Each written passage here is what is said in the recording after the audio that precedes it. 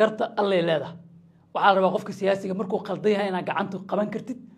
markuu saxan yahayna aad garab istaagtid oo kuwa ka qaldan aad qabato si sharciga dalka loo ilaaliyo maanta waxaan kula wadaagayaa ceeb iyo fadeexad iyo foolxumo magaalada muqdisho ka dhacday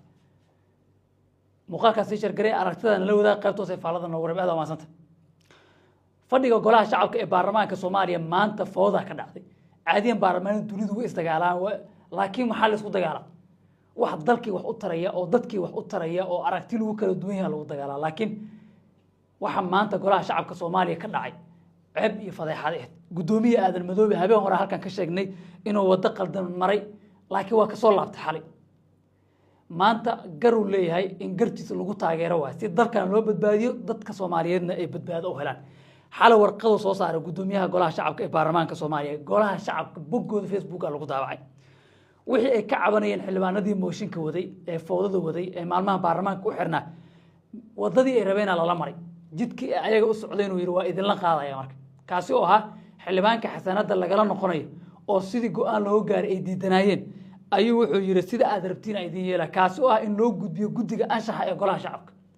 oo ay soo dhiraandiriyaan ka soo doodaan dabadeedna ay baarlamaanka hor keenaan sidaas darteed waxaa la rabaa mooshinka inuu meesha ka baxo foodada inay meesha ka baxdo oo fadhiga baarlamaanka furmo oo shaqadii qabsantay la rabay 20 xildhibaan inay foodo sameeyaan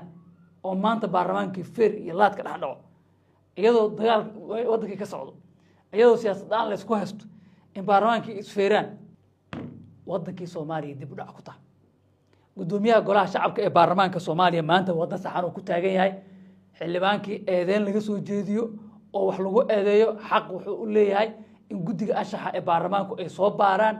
kadibna ay golaha hor keenaan natiijada u soo baxday waana sida warqadan u jeediin oo baarlamaanka soo baxday ku qoran waa wixii dad ka dambeeyay intii u socda xildhibaanada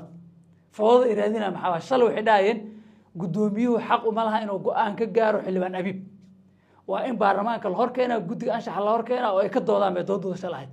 wadadoodii la qaaday waxa la yiri guddiga ka soo dooda kadibna waxa la yiri baarlamaanka hor keenaa dabadeeda go'aan la gaari doona ayagoo fadhiga baarlamaanka ha iyo may u codeyn karo in maanta la isfeero wadanka oo xaaladan ku jiro oo shabaab dagaalkoodii socdo oo dhalinyaradii Soomaaliyeed dibadaha ku dhibanaa dhibaato ku hayso South Africa lagu laaynaay oo Sacuudiga hadda qaar lagu dilo maanta aan ka hadlaynay meelo kala dhibaato ku haysato magaaladii Muqdisho meelaha qaar lagu dhibay wadankii Soomaaliya qofka qaldan in la sheego la rabaa dadka Soomaaliyeed in la xisaabtamo bal nala daawo ama akhriso warqadan ka soo baxday gudoomiyaha golaha shacabka ee baarlamaanka Soomaaliya oo lagu jeediyay guddiga xalay soo baxday warqada ku soo celin guddiga xeeroosaadka daryeelka anshaxa iyo xasaanada ka soo tala bixinta kursiga hob 209 si waafaqsan qodobka kontonaad farqadiisa 9aad xarafka D ee xeeroosaadka golaha shacabka ee baarlamaanka warqadaas shalay ka soo baxday xafiiskiisa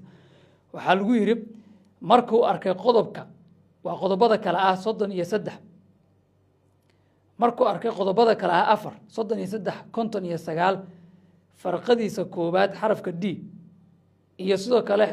xeeroosaadka golaha shacabka qodobkiisa kontonaad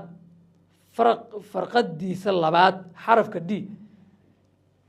anigoo ilaalinaya dastuurka iyo xeeroosaadka golaha shacabka sidoo kalena tixgelinaya midnimada iyo habsami macnaha baarlamaanka shaqadiisa inay socotaa tixgelinaya go'aankii hore waa ka leexday gudoomiyaha golaha shacabka dhahay markuu tixgeliyo dareenka iyo tala soo jeedinta xildhibaanada golaha shacabka ee baarlamaanka Jamhuuriyadda Federaalka ah ee Soomaaliya wuxuu go'aamiyay inuu dib ugu celiyo guddiga xeeroosaadka daryeelka iyo anshaxa iyo sidoo kale xasaanada ee golaha shacabka arrinta la xiriirta kursiga hob 209 ee uu ku fadhiyo xildhibaan Dr. Cabdullaahi Xaashi Abiib si ay uga soo tala bixiyaan si waafaqsan qodobka kontonaad farqadiisa labaad xarafka D ee xeeroosaadka golaha shacabka ee baarlamaanka Jamhuuriyadda Federaalka ah ee Soomaaliya 2 in guddiga xeeroosaadka daryeelka anshaxa iyo xasaanada ee golaha shacabka ee baarlamaanka ay tala bixintooda dib ugu soo celiyaan fadhiga guud ee golaha shacabka si waafaqsan xeeroosaadka golaha shacabka ee baarlamaanka Jamhuuriyadda Federaalka ah ee Soomaaliya mar hadii halkaas la maray oo doodoodii la qaatay waa maxay waxa kale maanta si dhiban oo dood iyo buuq iyo feerk iyo aragtida hore gudoomiyaha golaha shacabka warqadaas ka soo baxday qalad weey waxa maanta baarlamaanka ka dhacay xildhibaanadii ku dhaqaaqayna dad badan cambaariyay aragtiyo kala duwan laga qaatay laakiin wuxuu warar ku soo kordho waxay ku soo gudbi doonaa wararkeena barnaamijyada dambe insha Allah aragtida qaybta sifaalada oo rab muuqaalkan si shargaray haddii gudoomiye golaha shacabka sidii dastuurka iyo xeer hoosaadka uu qabay oo raacay nimankan 20 qof ay banaan baxayo ee foodada meesha ka wado ee fadhiga inuu sii xirnaado rabo kadibna gudoomiye ku eedeynay labadooda yaa qaldan aad waa maasanta